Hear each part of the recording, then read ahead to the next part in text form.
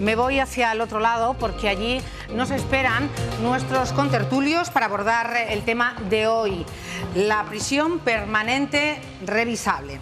Vamos a presentar a Carlos García, historiador, colaborador habitual, a Mili Gómez, periodista, nuestra periodista más internacional de Castilla y León.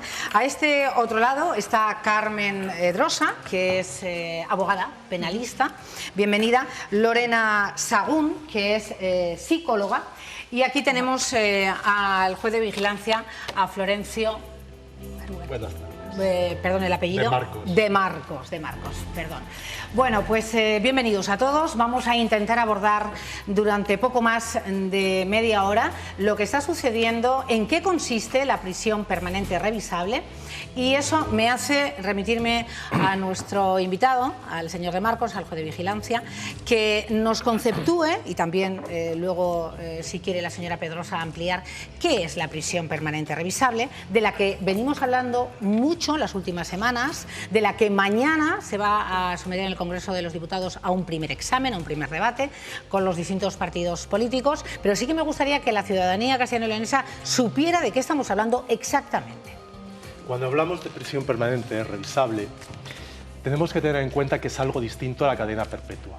La cadena perpetua, al fin y al cabo, es una pena que tiene una duración para toda la vida. La prisión permanente revisable, la gran diferencia es una pena de duración indeterminada. En principio sabemos cuándo ingresa el individuo, el penado, pero no sabemos cuándo sale, pero tiene pasados unos plazos, que ese es quizá el caballo de batalla. Pasados esos plazos se puede revisar y hay instituciones, hay figuras que pueden determinar que el sujeto salga a la calle, con lo cual no es perpetua. Ahora bien, si no llega a lograr una serie de objetivos, lo que veremos luego si sale, que será llegar a un pronóstico de reinserción social favorable, es decir, que aquellos factores que han incidido en la conducta delictiva se han superado. Si eso no ocurre, es cierto que puede terminar como una prisión perpetua. Señora Pedrosa. Sí. Vamos a ver, en realidad sí que es, yo comparto lo que acaba de decir mi contertulio. Sin embargo, hay posturas muy disidentes en esta materia, tanto por jueces, magistrados, juristas, como por penalistas. Por penalistas. Lógicamente ahora el tema está candente porque tenemos muy reciente lo que ha sucedido, el niño Gabriel, y en otro momento que pasó, ¿no? Claro, el caso de Diana Quer.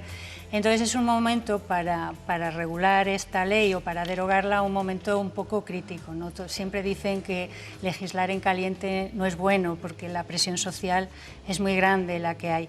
Entonces hay posiciones... Perdón, en este caso no sería legislar porque ya está legislado. Sí, pero el que se quiera es derogar... una pena de aplicación. Ahora Sí.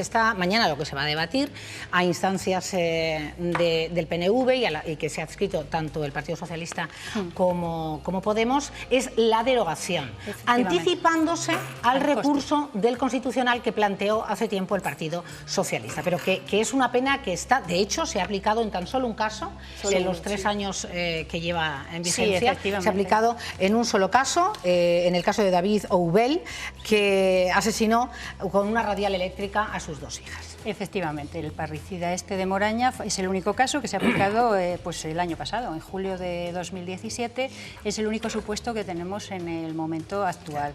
Si ahora consiguen que esta ley se derogue, pues ya no tendría mucho sentido que el Tribunal Constitucional se pronunciase sobre ello. O sea, si sigue adelante esperaremos al Constitucional y si no... Pues, efectivamente, vamos a hablar de posiciones, de la controversia, de la calle, porque escuchábamos todos como buena parte de la ciudadanía, y debido a este tremendo caso que hemos vivido estos días, pedían, bueno, cadena perpetua. Es que yo creo que no saben ni entienden de qué estamos hablando. Por eso me gustaría que antes de hablar de opinión, centráramos lo que es la pena de prisión permanente revisable y en qué supuestos y cada cuánto tiempo se revisaría, y luego me gustaría también que nuestra técnico, la psicóloga, hablara de cómo se evalúa que esa persona está preparada para la reinserción social. ¿En qué supuestos, señora Pedrosa? Pues en principio está prevista, o sea, cuando se reguló esta ley en el 2015 estaban inicialmente 8 supuestos que eran, digamos, para los asesinatos más execrables, ¿no? Entonces estaba previsto pues cuando se asesinaba a una víctima, a una menor de 16 años, o cuando era una persona pues, bueno, pues que tenía especialmente vulnerable por sus circunstancias. También estaba previsto para aquellos asesinatos que previamente había habido un delito contra la libertad sexual, también en los asesinatos múltiples, y luego ya en supuestos en delitos contra la corona, en genocidios, en lesa humanidad, en todo este tipo de delitos, y también en los cometidos por miembros que pertenecían a organizaciones criminales. Luego se ha hablado de ampliar a otros supuestos, a otros 5 supuestos más, que eran, pues bueno, algunas violaciones de menores en los que habían sido, se les había privado de libertad, o habían tenido tortura, los violadores en serie, o incluso en algunos asesinatos cuando se ha estado obstruyendo la labor para encontrar asesinos que obstruyen localizar al cadáver, o asesinatos incluso que ha habido pues eso, secuestro anterior, o incluso para los llamados incendios provocados que provocan, bueno, con un número de víctimas y tal. Para estos supuestos inicialmente muy determinados eran los que está previsto o se quiere la aplicación de esta prisión. De esta pena.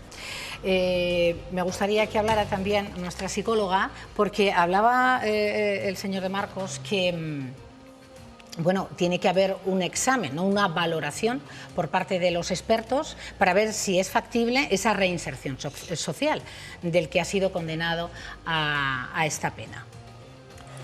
Resulta muy complejo, porque al final el trabajo del psicólogo en prisión es más que nada burocrático, o sea, más allá de lo ideal o de lo que nos gustaría a todos, la ratio que hay por presos para la cantidad de psicólogos que tenemos en prisiones no es coherente con que luego queramos una reinserción social real. Exacto. Y cuando vamos a una junta de tratamiento y las personas, bueno, al final el psicólogo en una junta de tratamiento es un técnico más.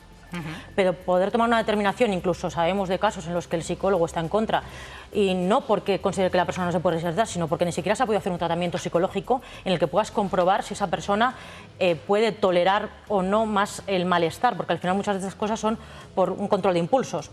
La gente, más allá de lo grave que puedan ser las consecuencias que pueda tener, en el momento en el que decide delinquir, no las valora. No las valora. Entonces, tampoco nos puede funcionar muy bien las consecuencias si no hemos trabajado a nivel psicológico cómo gestionar esas emociones, esos pensamientos, esa ira, o incluso ampliar el patrón de respuestas. Básicamente. Y luego, si tú, he mirado un estudio esta mañana y, bueno, valorando con diferentes psicólogos, la mayor parte de ellos dicen que todo su trabajo, o la gran parte del trabajo, es burocrático dentro de la prisión. Entonces, hacemos muchos informes en prisión, pero no tenemos espacio para hacer mucho tratamiento. O sea que creo que si queremos un poco de coherencia es básico que cada vez haya más psicólogos en centros penitenciarios. Antes de irme a este otro lado de la mesa, yo creo que el juez de vigilancia, Florencio de Marcos, tiene mucho que decir sobre esto último. Sí, bueno, en cuanto a esto último, en realidad el problema es que se tome conciencia, si se lleva a cabo, siga adelante el tema de la prisión permanente revisable, que hay que establecer programas concretos para estos perfiles. Hoy en día, en realidad, los grandes programas que hay en las cárceles son tratamiento de drogas, que eso es una cosa muy habitual. Otro tema que es muy actual, la violencia de género. Para esto también hay un programa. Y luego el programa de delincuencia sexual. Estos serían los 3 grandes programas. Luego hay una serie de ellos más, pero estos serían, digamos, en los perfiles en los cuales el delincuente, las facetas de su personalidad, tienen mucha relevancia a la hora de la criminogénesis. En estos casos sí que es importante estos programas. El problema, se ha creado la prisión permanente revisable, pero no hay programas para estos perfiles. Exacto. También es cierto que, como hemos comentado, solo hay uno. Entonces, uno, y además con una perspectiva de futuro, de salida francamente lejana, unos 20 años. Sí, al que se le revise la pena. Entonces, evidentemente, hasta dentro de 20 años se debe de hacer un trabajo, y se debería de hacer un trabajo día a día, pero por experiencia de cómo funciona la administración penitenciaria, ese trabajo se dejará para los últimos días. Claro, con lo cual, si estamos en ausencia de un tratamiento, ¿qué se valora luego, ¿no? Claro. Si a una persona con problemas psicológicos se le deja a su aire, ¿cómo se le va luego a pedir cuentas de poder reinsertarse en la sociedad? Si me permites, sí. Mira, por ejemplo, donde sí tenemos experiencia, que es en delincuencia sexual, con los delincuentes sexuales ocurre lo mismo. Son penas bastante largas, una violación de unos 12 años, 9, 12, por ahí andan, Entonces, el individuo ingresa en prisión, generalmente preventivo. Cuando ese es preventivo no se puede hacer nada, porque estaríamos violando la presunción de inocencia. Una vez el individuo es penado, entonces tendría que empezar la actividad. No es verdad. ¿Qué ocurre? Como con 2 años más o menos, vamos a suponer que hay juicios, apelaciones, todas estas historias, ya dejamos que es penado, sentencia firme. A partir de ese momento tendría que empezar, pero lo que se hace es, se espera al momento en el cual el individuo pensamos que tiene posibilidades de acceder a permisos. Es decir, en una condena de 12 años, hasta el año quinto, actuar? Sí. El año quinto, a ojo, más o menos. Si él, de hecho, ocurre, yo digo porque esto sí que me llega a mí, claro, internos que están, que están por violación y te piden el programa del PECAS, que se llama, el programa de agresores sexuales. Entonces, el problema es que te dicen, bueno, es que le queda mucho para las posibilidades de acceder a la libertad. ¿Qué ocurre? Hacen el programa, los hay que sí, que consiguen los objetivos, porque evidentemente el programa no es ir, no es estar ahí, estar leyendo tu novelita o pensando lo que te da la gana, sino que son programas, que ya lo sabe mejor que yo, que implican mucho coste personal, claro, porque hay que partir de salida del reconocimiento del hecho. Pederastas y violadores, muchísimos rechazan el hecho de salida. La culpa fue ella o yo no lo hice, aunque tengas pruebas objetivas de que ha sido él. Él lo niega. Si tú no has reconocido el hecho, que es lo mínimo que se te puede pedir, es imposible abordarlo psicológicamente. Como cualquier adicción, ¿no? Lo primero es reconocerlo. Si no, con los delitos sexuales ocurre exactamente igual. Bueno, pues el individuo empieza a desarrollar el programa y a lo mejor no lo desarrolla correctamente, no llega al objetivo marcado. Con lo cual, si fuéramos serios totalmente, tendría que meterse más años, no los 2 añitos que dura, sino que a lo mejor tendría que estar 7. Claro. ¿Qué ocurre? Que en la práctica pues no funciona así, porque psicólogos, por ejemplo, en Valladolid, aquí en Villanubla, habrá 3. No lo decía antes Lorena. De hecho, coincidió, un inciso solo, mi experiencia con la cárcel, yo no soy psicóloga de penitenciaría, pero estuve allí haciendo un programa de violencia de género, un programa piloto que yo decidí hacer para intervenir de otro modo, sin necesidad de que ellos reconocieran, empezar un tratamiento basado en terapia de adaptación y compromiso, terapias contextuales funcionales, como una alternativa nueva, una línea de investigación para poder trabajar. Realmente, a mí me pareció que por responsabilidad el director de la cárcel me permitió hacer ese programa, porque en ese momento coincidía que una de las psicólogas que trabaja en Villanubla estaba de baja por maternidad, la otra estaba desbordada y la otra tampoco podía intervenir. Entonces nos encontrábamos con muchísimos presos que por derecho ya habían cumplido su condena y iban a salir de prisión, y sin embargo no había habido ningún tipo de tratamiento porque se nos escapa de las manos. Claro, y luego decimos son reincidentes. Claro, entonces al final el director aceptó que yo pudiera hacer un programa piloto allí con tal de que los presos de Villanubla tuvieran algún tipo de tratamiento antes de salir de prisión. Deducimos que si esto ocurre en lo ya existente, en los que son castigados con este tipo de pena, tampoco hay medios para luego poder pedir. No está previsto. Carlos y Mili. Bueno, lo primero, mi apoyo a todos los pensionistas de este país, eso es lo primero. Lo segundo, quiero decirte, con lo que nos han dicho los expertos, los que realmente saben de estos temas, lo que no entiendo es cómo se puede pedir que de alguna forma se elimine la prisión permanente revisable. Los políticos, si tuviesen responsabilidad, en vez de pedirse, lo que tendrían que pedir era inversión, porque la prisión permanente revisable no significa ni más ni menos que para aquellos individuos que teniendo todos los medios lo rechazan, porque también puede haber alguno que no quiere aceptarlo, de alguna forma la cárcel que tiene que tener varias funciones. Primero, retirar al individuo de la circulación porque es un peligro. Segundo, la reinserción. Y tercero, el que no vuelva a ser un peligro para la sociedad. Pongo un dato, un ejemplo bien claro. En esta comunidad autónoma ha habido dos presos, dos casos, dos violadores muy importantes como fueron Valentín Tejero y Pedro Luis Gallego, que salieron de la cárcel y están otra vez en la cárcel por haber incidido en abusos sexuales. Entonces, quiero decir, la prisión permanente revisable yo creo que es un mal menor si ponemos todos los medios. O sea, si ponemos todos los medios para que alguien se pueda reinsertar, después de un tratamiento, o sea, no significa que abdomine, o sea, que porque sí haya que ampliar la pena ya, no, se estudia por un comité, me imagino, de psicólogos, de jueces, y se decide si esa persona está preparada y reinsertada. Lo que en verdad me parece una irresponsabilidad es que se diga a un señor, porque ha cumplido 20 años de cárcel, sin saber si se ha reinsertado, que al final es el fin último de la cárcel, circule. Claro. Mili. A mí me llama muchísimo la atención que aquí en España también existan políticos que estén en contra de hacer una prisión permanente revisable, y te voy a explicar por qué.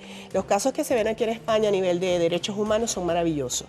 El preso aquí en España tiene unas ventajas increíbles, como son las salidas, la oportunidad de salir de la cárcel después de cumplir cada cierto tiempo. Eso no lo tiene nadie en el mundo, para decirte una cosa. Entonces, ya tienen un montón de ventajas a nivel de derechos humanos.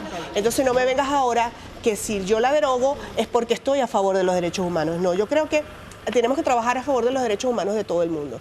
Y sobre todo, porque aquí no es que sea en caliente o no, como decía la doctora Carmen, no es que estemos en caliente o no, es que lamentablemente aquí en España de cada rato hay un caso, de a cada rato. Entonces vamos a estar en caliente todo el tiempo. Siempre vamos a estar en caliente. Entonces, creo que tienen tantas ventajas los presos aquí. Inclusive, tengo entendido que si no quieren hacer los programas, no están obligados a hacerlos, ¿correcto? Cumplen su pena y ellos no están obligados a hacerlo, nadie los obliga. ¿Qué significa eso? Que entonces sí te tiene que trabajar muy fuerte con relación a toda esa gente que tiene casos muy, muy particulares, y que me llama la atención más aún que habiendo solo un caso de prisión permanente revisable, todavía diga que la quieren derogar. Uno solo, exacto, un condenado. Vamos a escuchar algunas de las declaraciones de los distintos partidos políticos, como digo, para refrescar sus opiniones. El señor Hernando, por el Partido Popular. Me parece que no es una petición ni populista, ni oportunista, ni insensata. Por supuesto, no es inconstitucional.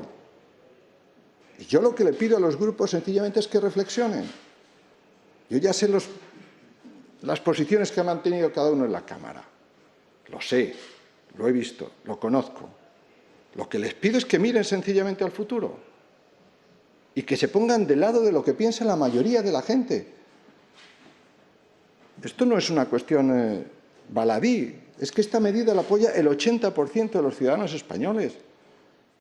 Incluso cuando yo aprobé, junto con el presidente Mariano Rajoy, el acuerdo de lucha contra el terrorismo yihadista como consecuencia de los atentados de Charlie Hebdo, hicimos una cláusula de salvaguarda en la que nosotros reconocíamos que si había un cambio de mayoría parlamentaria, una decisión, una ley, una modificación del Código Penal que se hizo, la cadena perpetua revisable, lógicamente iba a ser modificada, porque entendíamos que era inconstitucional y contrario a los valores que emana la Constitución. Esa es nuestra posición. Creo que lo que nos toca a las personas que nos dedicamos a la política institucional es ser capaces de transformar ese dolor en soluciones eficaces. La prisión permanente revisable no lo es, así lo dicen todos los expertos que coinciden de forma unánime en esto. Vamos a hacer una propuesta de enmienda a la totalidad en la cual se endurece el acceso para determinados delincuentes a ese tercer grado y a sus permisos penitenciarios para evitar que estos delincuentes salgan a la calle antes de tiempo y para conseguir un cumplimiento íntegro de las penas. Creemos que esa es la verdadera laguna de nuestro sistema y que la sociedad española debe tener armas para defenderse mejor ante determinados delitos y determinados delincuentes, y por lo tanto de ahí esa enmienda a la totalidad que defenderemos el próximo jueves. Pues no ha salvado la vida de este niño, ¿no? ni de las otras personas, ¿no? Ni de Diana Quer y de otras personas. Lo que hay, por lo tanto, que tener clara es que esta medida no va a evitar que se produzcan determinados asesinatos, determinados crímenes. Más allá de todo eso, hay que preguntarse también qué es lo que se busca al legislar una pena, y lo que no puede ser es el objetivo de la venganza como tal, ¿no? He oído, bueno, no solo hablar de la prisión permanente revisable, ¿no? Se han alzado voces, yo diría que gritos también, a favor de la pena de muerte. Bueno, escuchábamos al señor Pedro Sánchez por el PSOE, a Irene Montero por Podemos, José Manuel Villegas por Ciudadanos, y acabamos de escuchar a Aitor Esteban del PNV. Vamos a hablar de muchas cuestiones, pero yo les pregunto, recogiendo un poco lo que argumentaba el señor Esteban, ¿se legislan las penas para evitar que se produzcan delitos? Claro. Bueno, lo que ha dicho es una... Bueno, no hago comentario.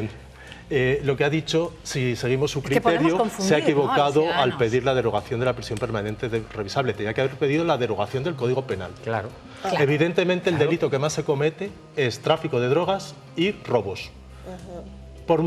y esos son delitos de toda la vida. Por lo tanto, como no es eficaz la pena, quitémosla. Es un argumento absurdo. Es que ahí quería yo arrancar ahí, señor de Marcos. Pero por encima de eso, es que la prisión permanente revisable no hubiese, y pido perdón a la familia por nombrar, no hubiese evitado el asesinato de la niña de Villalón, pero sí hubiese evitado que al salir de la cárcel ese individuo violase a otra niña. Exacto. O sea, lo que queremos evitar no es el primer delito, sino el segundo, el reincidente. O sea, no queremos, claro que no hubiese evitado la pena de Gabriel, pero esta señora no se reinserta dentro de 25 años, saldrá y volverá a matar a otra persona. En Estados Unidos, en concreto, que es un país muy peculiar, tienen una cosa que se usa en la terminología del béisbol, que es el 3 strikes and you are out.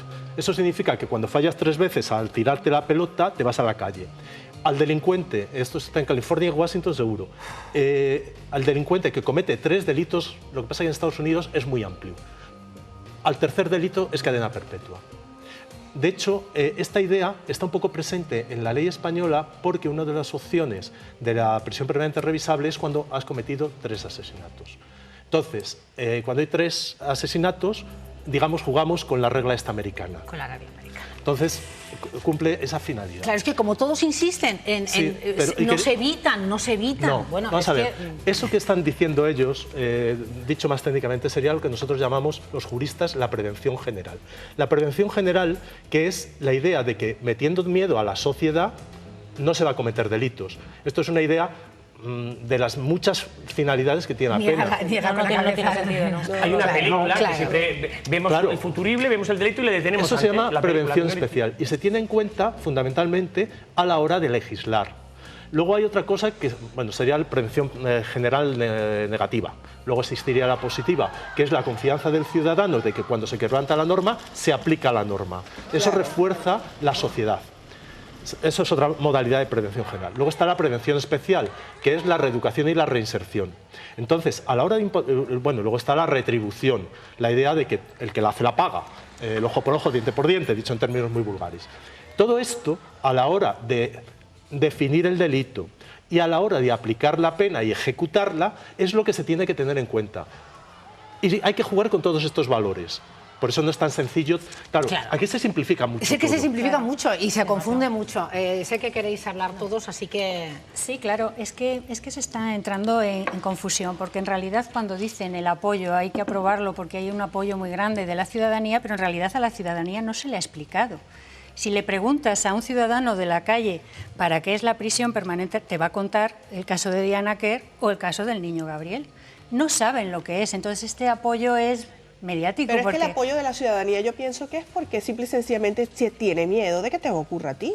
A uno le da miedo que le ocurra a uno. Entonces, ¿qué es lo que prefieres? Que la persona que te pueda hacer daño esté en la cárcel, así sea que esté permanente revisable, o como tú quieras, pero a la ciudadanía le da miedo. Le da miedo. De personas que han firmado en favor de la prisión.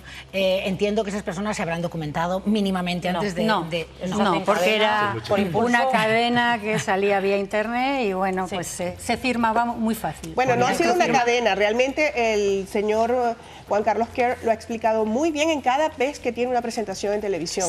Yo estoy asombrada con la claridad que tiene ese señor para explicar lo que está haciendo. Entonces, posiblemente es lo que te explico. La gente lo que le da es miedo que le vuelva a ocurrir a uno. Porque puede ser cualquiera. Puede ser el hijo de cualquiera. Es decir, no hay nadie que te pueda ayudar a cuidarte. Bueno, vamos a cuidar entonces que por lo menos estén en prisión los que puedan hacer daño. Estaba un argumento y me he perdido. Sí, vamos a ver. Efectivamente, pero lo que no se puede convertir las cárceles con ese argumento es en un almacén para meter a todos los delincuentes. Las cárceles no están para eso, ¿no? El problema principal a nivel, te estoy hablando de lo que opina la gente que piensa, o las personas o juristas que piensan que esta ley hay que derogarla, es porque va en contra de la reeducación y de la reinserción social esencialmente. Claro que todos a nivel moral están con esas familias, ¿cómo no? A todo el mundo les duele, pero a nivel hay que diferenciarlo y eso es lo que la ciudadanía no entiende, lo que son los supuestos y qué cubre y cómo está regulada.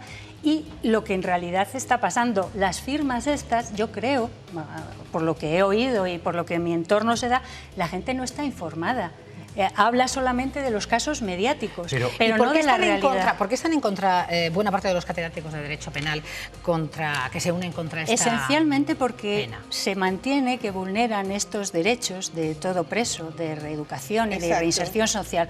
Lógicamente, si se va a revisar esta pena, estamos hablando de plazos tan largos, 25, incluso en algunos delitos 35 años, ¿cómo si no se ha seguido un programa a los 20? Ahí volvemos a los medios. Claro, exactamente. ¿Cómo esa persona va a obtener un informe favorable de reinserción? Lógicamente se va a volver a quedar. Claro que sí. Entonces eso se va a convertir en ¿Pero una cuál prisión es la política indefinida criminal de este país? A mí me gustaría también abordar... Claro, pero es que va en ese sentido, ¿no? Sin vulnerar derechos, pero ¿hacia dónde caminamos? Si legislamos, si sacamos, en este caso, desde el 2015, esta nueva pena dentro del Código Penal, habrá que dotarla de medios. Efectivamente. No se la podrá dejar huérfana. Claro, y la legislación penitenciaria hay que adecuarla también. Para que todo vaya. Mucho la ciudadanía que entran por una puerta y salen rápidamente. Claro, eso es mentira. Que eso también me gustaría, hay aquí un juez de vigilancia que me gustaría también que... De salida, comparemos con otros países. Sí. En España la tasa de criminalidad es la tercera o segunda, de los países de nuestro entorno, más baja del mundo, y la tasa de gente privada de libertad está, ahora ha bajado, ahora hay unos 50 y pico mil, pero hemos llegado a tener 70 y pico mil. Éramos el país de Europa después del Reino Unido, que es muy peculiar en temas penitenciarios, después del Reino Unido éramos el país el top 10 de Europa. Con lo cual, no había como un desfase. Si es un país muy seguro, porque aparte, por mucho que se diga, es un país muy seguro, eso está demostrado, sin embargo la respuesta penal es muy dura. Luego esto de que entran por una puerta y salen por otra, pues entonces, ¿qué es en los demás países? Pero en los demás países, por ejemplo, hay cadena perpetua en Italia y hay 1.584 presos de cadena perpetua en Italia. En 1965 en Reino Unido abolieron la pena de muerte, que era la que tenían, y en 1965 dijeron cadena perpetua. Y ahorita Sarkozy, en el 2010 reciente, acaba de decir, ahora, no solamente va a haber cadena, ellos sí tienen prisión permanente revisable, también incluyó dentro de toda la lista a todos los que son, toda esta gente de yihadistas y todo lo que es terrorismo. Entonces, yo creo que los derechos humanos, yo discuto mucho eso de los derechos humanos de los presos, porque yo creo que somos más los buenos, como decía la mamá de Gabriel, somos más los buenos que estamos buscando nuestros derechos de ayuda, de protección que los de los presos. Yo en eso sí que no lo comparto. Desde Beccaria, del siglo XVIII, se supone que hemos avanzado.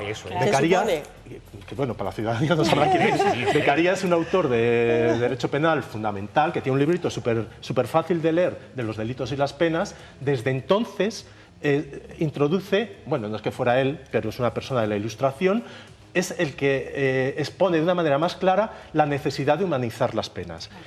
A partir de ahí, toda la civilización ha ido avanzando en el tratamiento de la gente privada de libertad. ¿Cuál es el problema? Los internos tienen derechos, tienen que tener derechos. Lógico. Esto daría para hablar muchísimo. Sí, seguro. Y yo. Pero, sí, también, los ciudadanos. Pero lo que hay que hacer es que las penas cumplan una serie de finalidades. Sí, señores. Es que es un tema súper complejo, no es tan sencillo como para tratarlo en 5 minutos. De hecho, hay tratados, hay bibliotecas enteras sobre lo que estoy diciendo. ¿Cuál es el tema? Y centrándonos en la prisión permanente revisable. Efectivamente, todos los países de Europa, salvo Portugal, tienen prisión permanente revisable. Sí. De casualidad, porque bueno, dado que venía, pues se mira un poquito, un dato. El Tribunal Europeo de Derechos Humanos se ha pronunciado sobre la prisión permanente revisable, curiosamente, sobre Francia, en el año 2014, si no me equivoco. Francia, el periodo de revisión, según el Código de Procedimiento francés, puede llegar a los 30 años. Y en el caso concreto que llegó al Tribunal Europeo de Derechos Humanos era 26 años, sin que se hubiera revisado, se revisó a los 26.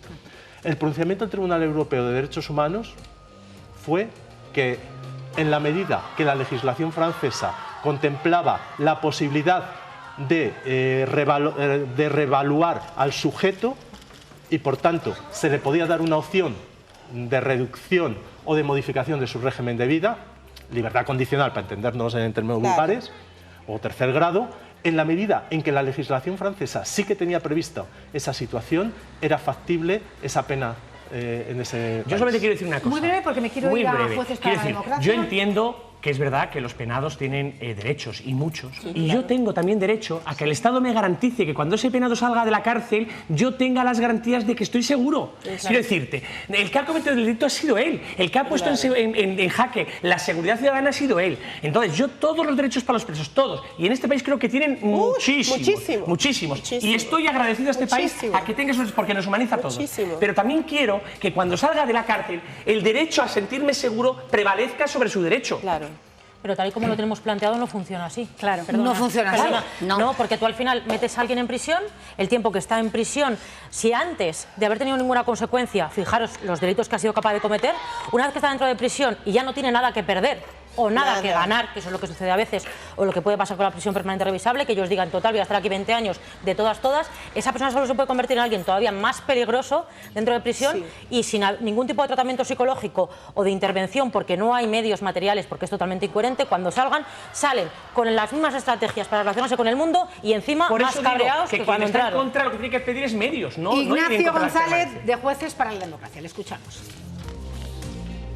Si la cuestión no es solo la cantidad de penas, sino también que las penas tienen que tener un fin resocializador y que con una duración tan larga disuaden o fracasa la rehabilitación. No están motivadas las personas. Yo creo que es imperativo constitucional hablar de la dignidad humana, de las penas, digamos, inhumanas en este caso, y lo que tenemos que hacer es un sistema penitenciario que responda a los fines que establece la Constitución de 1978.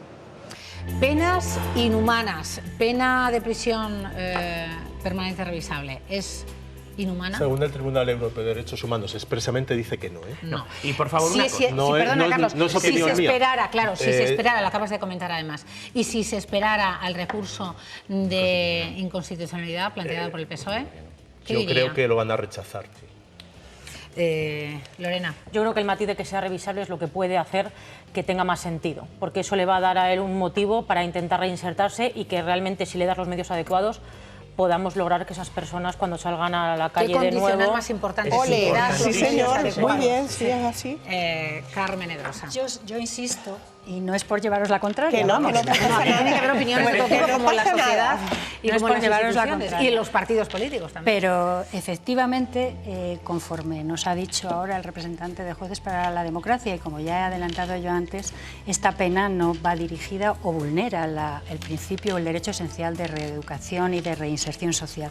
Hay que tener en cuenta que dentro de esta pena, como hemos dicho al principio del coloquio, se han metido varios supuestos, que no estamos hablando solo del supuesto de este niño, ni de Diana Quer, varios supuestos. Entonces, lo que no puede ser es que al juez, una vez que entra en uno de esos supuestos, se vea obligado a imponer una pena de prisión permanente revisable. En cualquier condena, en cualquier delito, el juez penal tiene un abanico de posibilidades, porque la pena que está establecida te puede decir 2, 6, 8 años, atendiendo a las circunstancias del delito y a las circunstancias que han rodeado ese caso. En la prisión permanente revisable no es así, y no todos los casos son iguales. Claro. Entonces, hay algo que falla en esa regulación, porque no todos los supuestos de prisión permanente, y ni siquiera dentro del mismo supuesto, cada asesino o cada persona ha tenido unas circunstancias y ese asesinato se habrá dado en un entorno diferente. No todo es igual para meterles a todos en el mismo saco y decir prisión permanente revisable y a ver qué pasa después. Es la opinión que creo que tienen muchos juristas y que yo personalmente comparto. Y compartes. Yo hablaría como ciudadana común que vive aquí en España. Yo pienso que lamentablemente lo que la gente quiere es que el que haya cometido un error sea castigado. Y yo pienso que la gente está apoyando esta prisión permanente revisable es porque le ve una vía a una solución de la que cualquiera puede pasar un mal rato. Y para evitarnos ese mal rato, preferible que esté en la cárcel tranquilo y que nosotros estemos felices en la calle. Porque lamentablemente están sucediendo muchos casos cada vez más. O sea, Cristina, es que cada vez más vemos casos terribles, más fuertes, vemos asesinatos más crueles. Entonces, yo pienso que no estamos educando a la sociedad, primero. Y segundo, tampoco estamos apoyando un proceso para que la persona que haga mal se quede allí.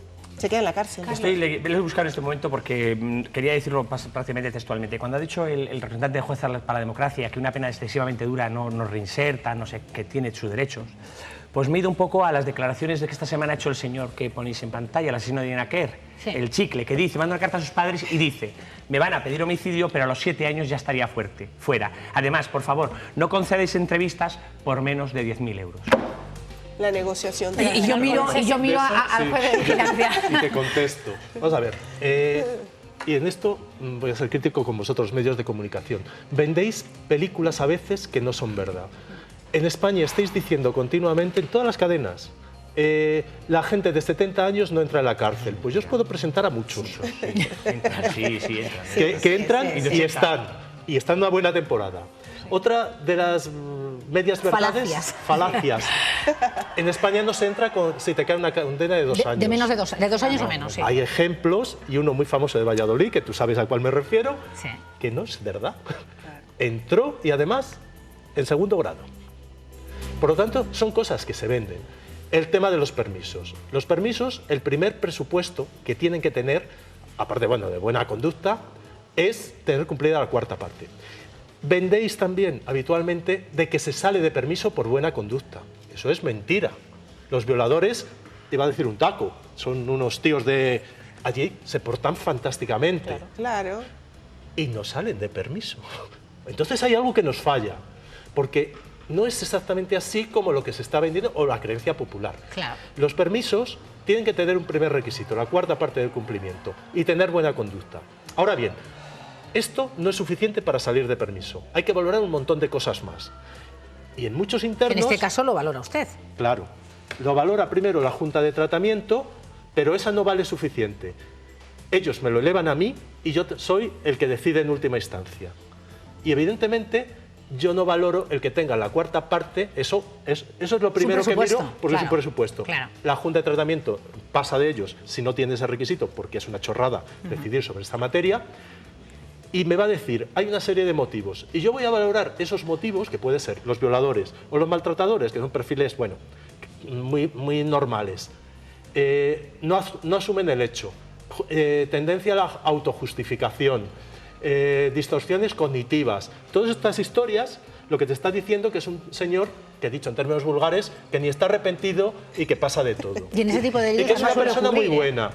Eso sí, en prisión es un tío maravilloso, porque friega, vamos, deja la prisión como los chorros del oro. Claro. Será muy bueno para el servicio doméstico, pero como ciudadano no hay ninguna garantía de que vaya a ser bueno en la calle. Conclusión, este tipo de perfiles no salen. No salen. Con lo cual, el caso este que tú dices, habrá que ver lo que ocurre, habrá que ver, me parece que tengo por lo poco que he leído sobre él, que tiene antecedentes, eso es otra cosa que se habla ahora en la cárcel. No es lo mismo el individuo que entra virgen, digamos, que no ha tenido nunca ningún problema, que el individuo que es un profesional del delito. Es que no es igual. Tiene antecedentes por drogas, por tráfico de drogas. Sí, bueno, pero ya es delincuente. Entonces, todas estas cosas son, son creencias populares y que muchas veces también los medios, por entonar el mea culpa, porque algo tendremos, divulgamos ese tipo este tipo de historias. De creencias falsas. Entonces, ellos, los internos, me refiero, no yo. Los internos se piensan también lo mismo. Claro, porque estas declaraciones que ha hecho porque él está convencido. Otra cosa, te hablan siempre. Reclamo mi derecho a los permisos. Los permisos no son derechos. No lo digo yo, que yo soy un mindundi. Lo dice el Tribunal Constitucional reiteradísimamente. Son instrumentos de reinserción y rehabilitación. Es decir, dentro de los múltiples instrumentos, este puede ser útil o puede que no lo podamos aplicar.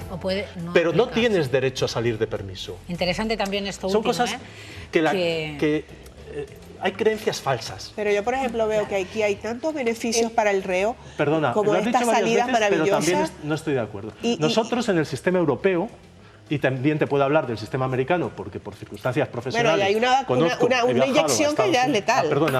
A Centroamérica, por motivo, vamos, en calidad de profesional del derecho penitenciario. La normativa en concreto, por hablar de un país de Centroamérica que conozco muy bien, que es El Salvador, está copiado del reglamento penitenciario español, es un cortapega. El nuestro es del 96 y el de ellos del 2000 y algo. y se han limitado a un cortapega, salvo la parte organizativa que no tiene nada que ver con la nuestra. Pero lo que son las instituciones de permisos, terceros grados, todas estas historias son iguales. Pero es que a nivel europeo nosotros tenemos una cosa que se llaman las reglas mínimas europeas, de los países que somos miembros del Consejo de Europa. Entonces, estas reglas mínimas nos fijan unos estándares de cómo tienen que ser los sistemas penitenciarios. Evidentemente, los sistemas penitenciarios... Y aquí no hay más beneficios que en el resto... Son similares a Francia, Italia... O sea, que es una sensación que podemos tener, aunque todo es copiado, para entendernos. Unos copiamos de otros. Probablemente pregunta, nosotros más. Objetivo, ya me voy a conclusiones últimas. ¿Objetivo de la pena es la reinserción? Primero, ¿es la reinserción social o es el castigo? No, la finalidad última de la pena... La primera. Es la reeducación y la reinserción. Pero ojo, no es única, no es unívoca. Aquí se suele hablar siempre de siempre se está hablando de reinserción, pero leemos las cosas a medias. Es una de las múltiples finalidades la que debe de prevalecer, sobre todo en la fase legislativa y en la fase de ejecución. Pero junto a esa finalidad es legítimo atender otras. Yo, por ejemplo, en mi práctica diaria, evidentemente, por ejemplo, delitos contra la salud pública, tráfico de drogas, dicho en términos vulgares. Yo, en el tráfico de drogas, aplico como un factor muy relevante la prevención general. Es decir, que la pena se cumpla con cierta efectividad, porque si no, en vez de dedicarme a juez, que me ha costado y me cuesta todos los días, me dedicaría a traficar con drogas, que es más cómodo. Claro, no, es que lo digo también, Carmen, porque entonces, parece que estamos insistiendo en esa reinserción, que por supuesto es, pero... Se simplifica todo. No es tan fácil. Hay que valorar siempre muchos factores a la hora de dar una respuesta. Por eso es tan complicado el tema, efectivamente, claro. El tema, y bueno, y también la ciudadanía tiene sus opiniones. No nos da tiempo a esas últimas conclusiones, de verdad se nos ha terminado el tiempo. Interesantísimo, como decía hace unos instantes el señor de Marcos, sería para estarnos largo y tendido, para más sesiones. Mañana será ese primer examen a debate en el Congreso de los Diputados y seguiremos hablando de ello. Vamos a una primera pausa y continuamos en directo en esta tarde de miércoles. Vamos a ver.